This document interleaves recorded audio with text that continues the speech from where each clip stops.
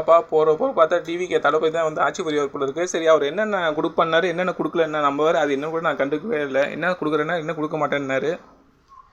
பெண்களுக்கு 2500 ரூபா உதவி தரேன்னு சொன்னாரு. பெண்களுக்கு இலவச பஸ் சொன்னாரு. இலவச பஸ் தான் ஏற்கனவே விட்டுட்டு தானே இருந்தாங்க. அதுதான் இவரும் சொல்லியிருக்காரு. சரி, அந்த 2500 ரூபாய் இப்போ வந்து எங்கே போய் அப்ளை பண்ணுறதா? அதுதான் யாரும் தெரியலையே. இனிமேல் என்ன தராங்களா என்னன்னே டவுட்டு தான். பிறந்த குழந்தைக்கு தங்க மோதிரம் போடுறாராம். எத்தனை பேர் போறோம் தெரியல. அதுக்கப்புறம் தாலிக்கு தங்கம் தராராம், 4 கிராம் பட்டுப்படவை தராராம். ஆனா இதெல்லாம் தராங்க, ஆனா யார்கிட்ட போய் கேட்கறதுன்னு தெரியல. ஆனா எனக்கு தெரிஞ்ச என்னன்னா ஆளுங்கட்சி RSSம் எதிர்கட்சியும் BJP மாதிரி தான் எனக்கு ஏதோ தோணுது. ஆமா, அடுத்தது என்ன 5 வருஷத்துக்கு வந்து மக்களின் தலையெழுத்தை யாராலும் மாற்ற முடியாது. நடுவில் ஆட்சி கலைச்சா மாறுமா? கலைச்சா கண்டிப்பா மாறும். எனக்கு என்னன்னா ஓப்பனாக சொல்லுவாரா இனிமேட்டு யாரு இது துணைத் தலைவர்னு அண்ணியா இருப்பாங்களோ? ஆமா, கண்டிப்பா த்ரிஷாவா இருக்கதான் சான்சஸ் இருக்கு. முனையமா நினைச்சது அவங்க தான். ஆமா, இப்போ நம்ம வீடியோ போறோம், இந்த வீடியோ காப்பிரைட் போட்டு எதை பண்றாங்க, டிவி கேட்கறாங்க, சப்போர்ட் பண்றது தமிழ் மக்கள் வருவாங்களா வரமாட்டாங்களா?